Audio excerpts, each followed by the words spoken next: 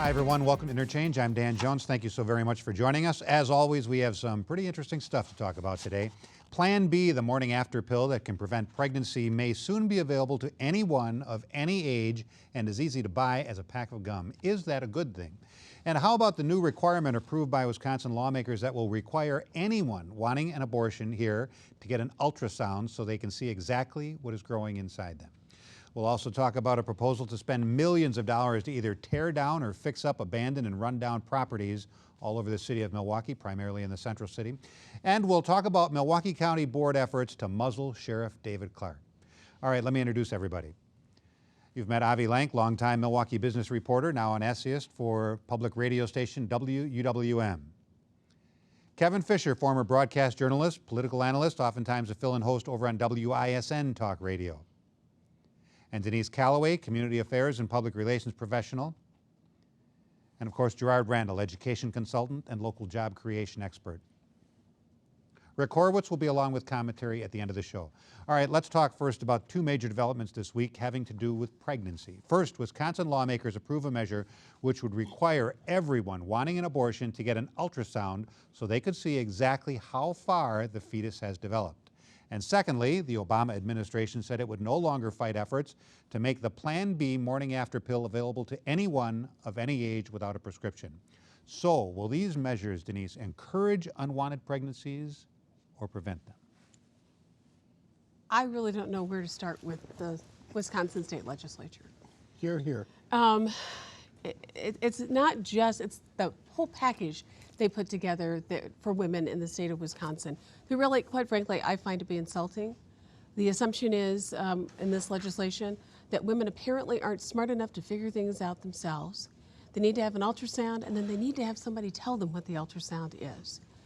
The problem that we have with legislation like this is abortion, whether or not people like it, is legal in this country. It is legal.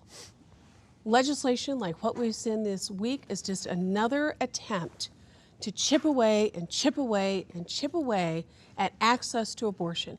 And yes, this will cause unwanted pregnancies, unplanned pregnancies. You combine that with the action that the legislature took, which will actually allow some employers to limit or not even offer contraception to their workers as part of the health plan that these women are paying for. It is an assault on the health and the rights of women to make decisions about their own bodies. It really is, it's insulting, I think. And I do not understand why legislators, not just the one in Wisconsin, but across the country, have decided a decision that is between a woman, her doctor, and for those women who are religious, their God.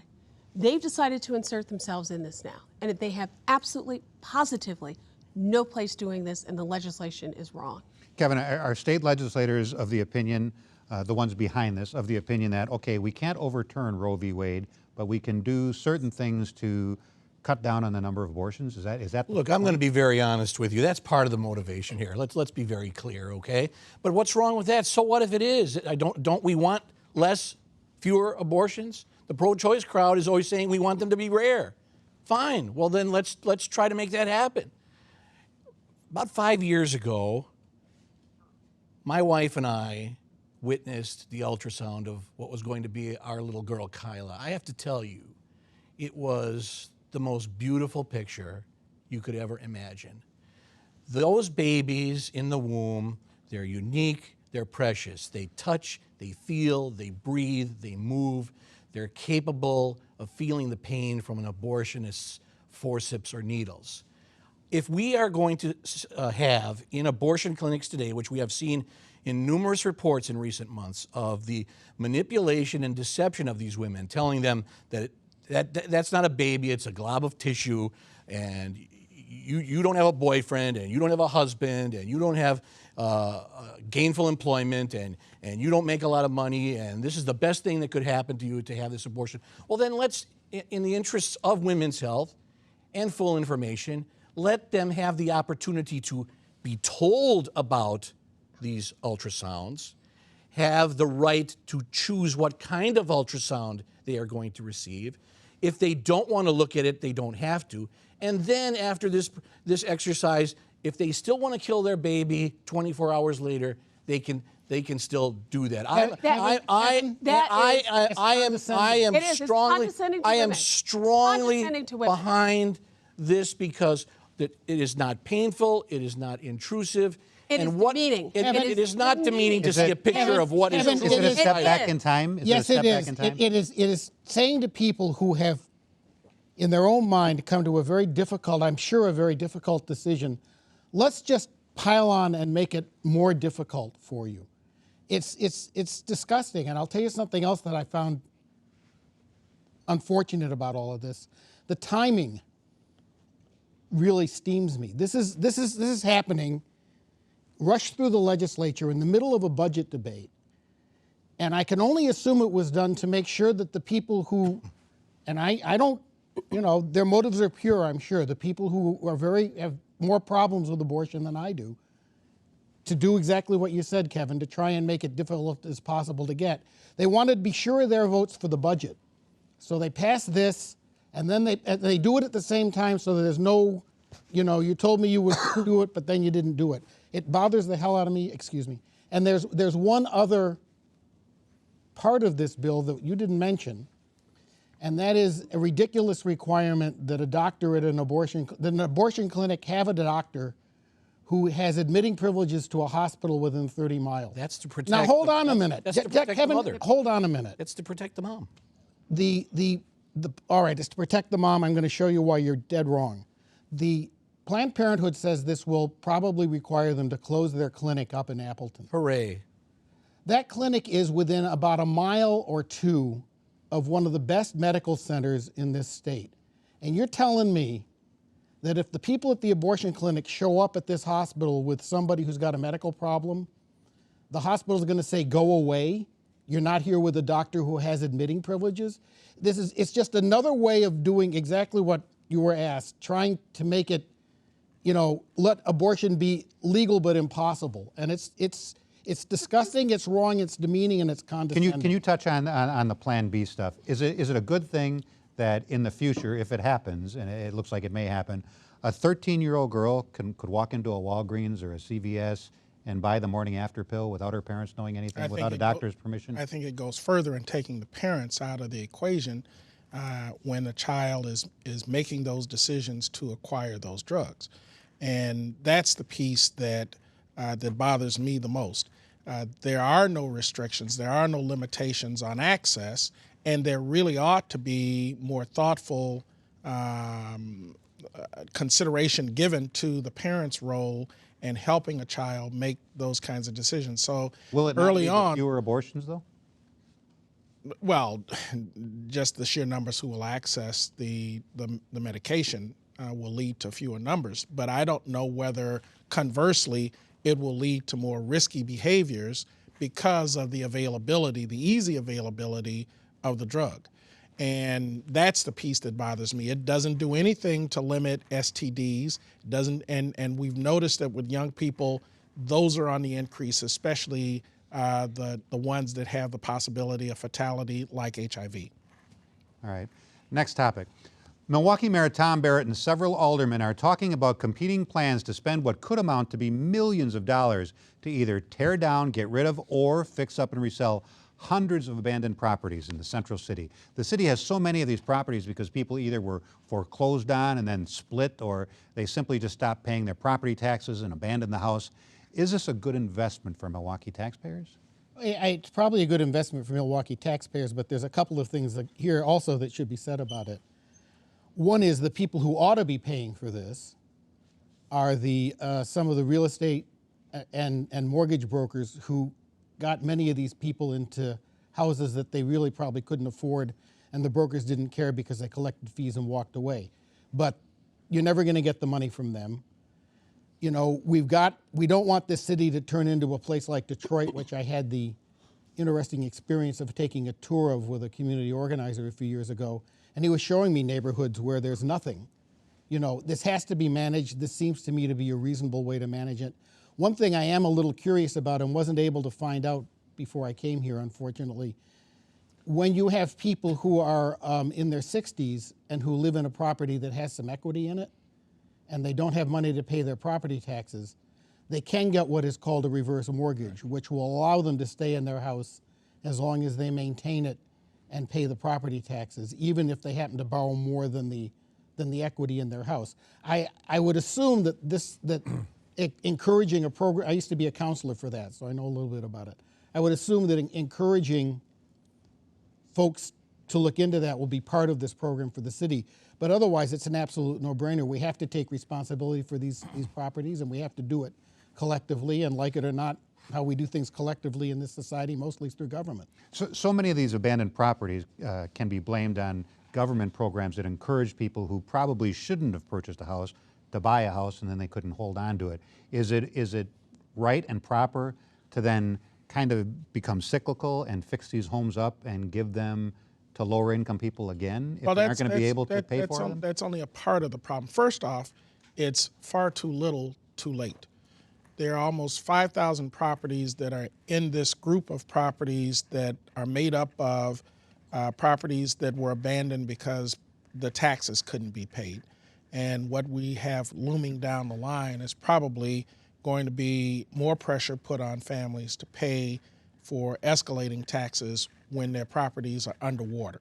And so that piece of it will somehow or the other have to be addressed. Then there are those that took out mortgages that was a challenge for them to continue to keep. And so you've got lenders that have some properties, and then you've got the city that has to address some of that. And it wasn't like this happened overnight. We've got at least a 5 to 7 year trail of history that gave us indications we're going to have to deal with this in some manner because it's going to have a hefty impact on the city. And then the third piece is when they're talking about how to stabilize some of these neighborhoods because of the abandoned properties, you don't just get one property on one day and then 50 properties on another day that spring up on a block. There could have been better coordination with neighborhood organizations to address what was happening in some of these more challenged neighborhoods where these properties were starting to spring up. The tax assessor's office and the treasurer's office were certainly aware of the trend lines with regards to delinquent taxes, so they could spot where there were hot areas.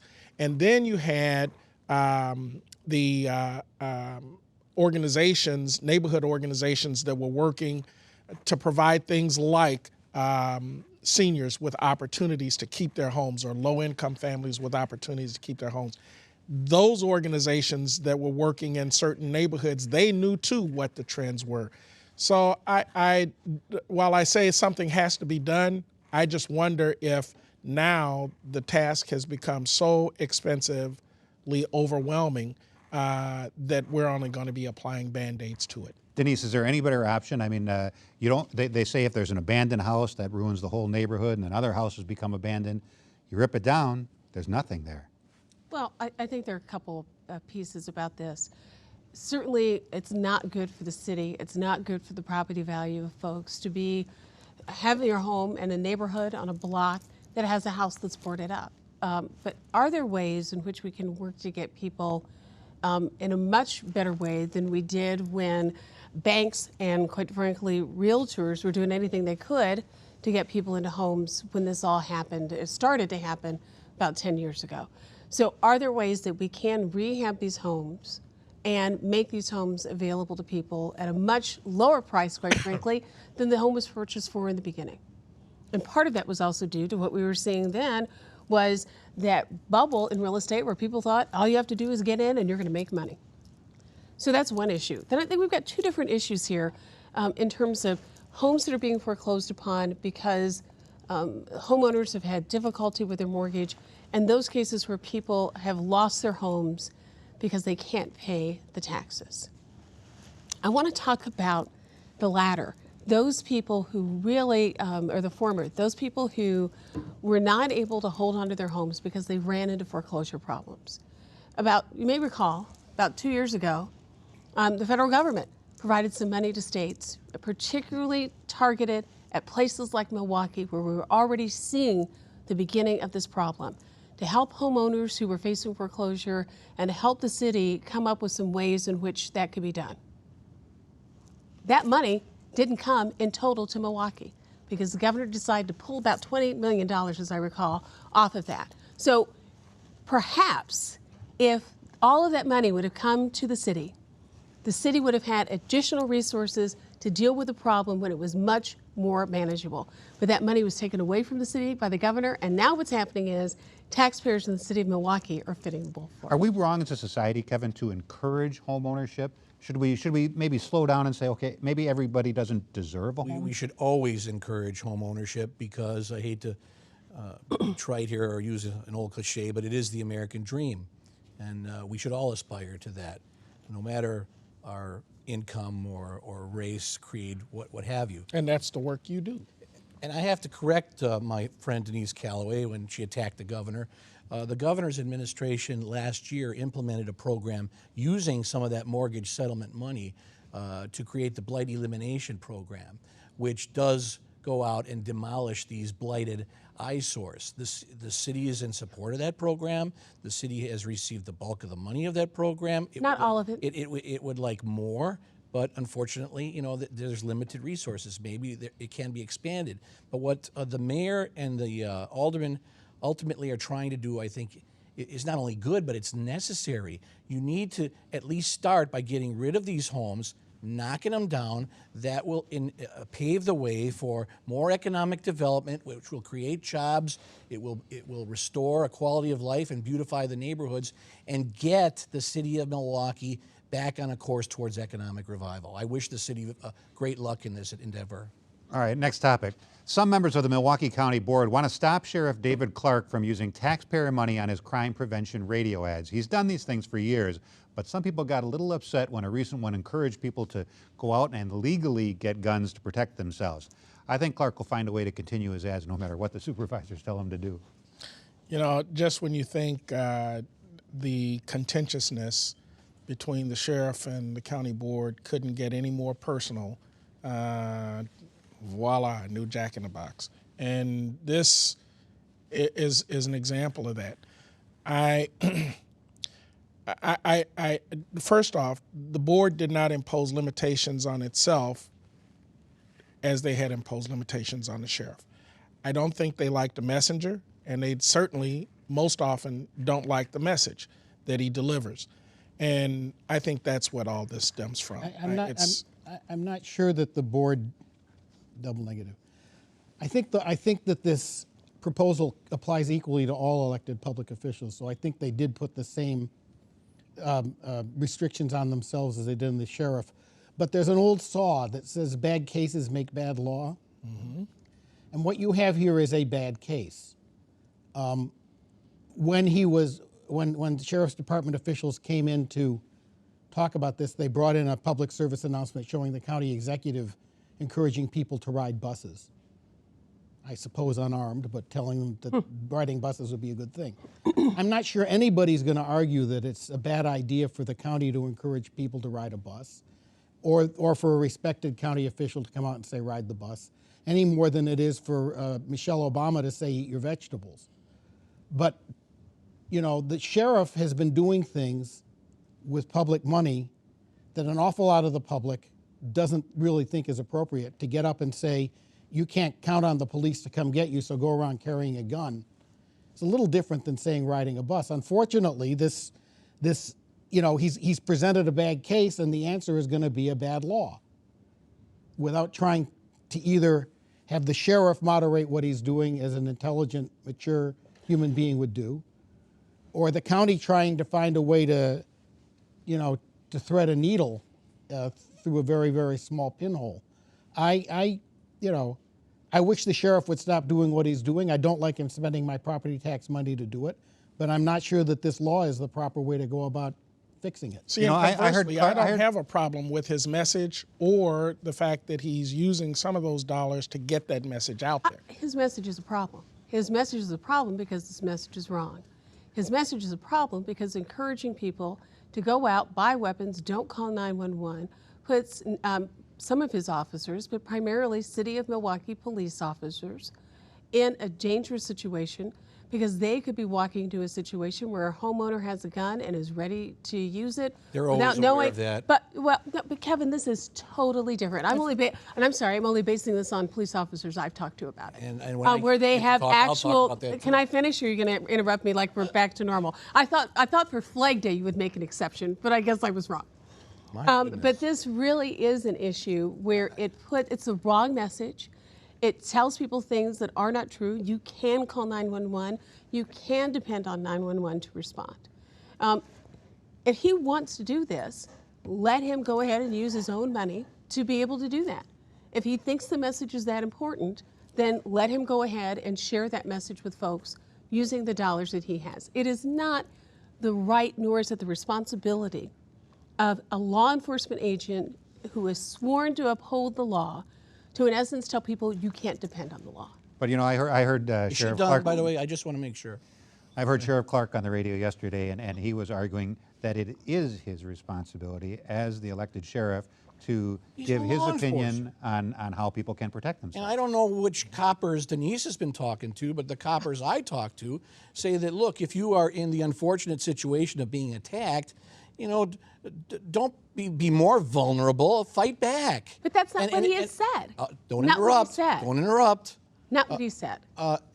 And they will tell you, fight back, do whatever you can to survive, and if you do survive, then whatever you did was the right thing to do. So yes, I think the message was correct, and I think Denise Callaway needs to listen to her radio a little bit more carefully, because the sheriff has never said don't call 911. He is saying that if you do call 911, there's a good chance that because of limited resources and the time it takes for the police to get there, it might be too late. So you may want to consider taking up another means of protecting yourself. Now, Kevin. you talked about the message. You also talked about the messenger.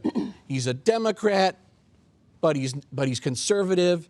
He's black, and a lot of people on that Milwaukee County board don't like him because of that, because he doesn't walk and talk lockstep with Democrat liberals. That is ridiculous. He's not making it easy for the county board to like him by pulling these ridiculous kind of stunts. If he wants to make public service messages that will have a much broader impact and be a much better use of my tax money, let him double up on the amount of time he spends trying to deal with drunken driving, where he actually Well, he does has have a talked big about effect. that, and there's no uproar there. He has talked about texting while driving. I imagine that if he did a PSA on click it or ticket, there'd be no uproar. But he talks about protecting yourself, and people go crazy. What he has said is to say to folks that you cannot count on 911. When any police officer, including I'm sure the ones that you've talked to, knows that if someone calls and says, I have an intruder in my house, that is a top priority that bumps down any other calls the police officers might take. That is ridiculous. And the reason the sheriff probably doesn't know that is because he doesn't patrol neighborhoods in the cities. He patrols the highway. He knows that 911 is a problem because he has read the Journal Sentinel's investigative reports on the terrible response time for 911. All right, Totally different when you have a call like the one we just described. let's move on. Well, speaking of controversies, lawmakers in Madison may have avoided one this week. Republican leaders set aside, at least for now, the Journal Sentinel said, some contentious provisions for new and tighter voting rules. Rick Horowitz wonders about that "at least for now" part. And he knows that politicians in some other states aren't showing even that much restraint. Rick.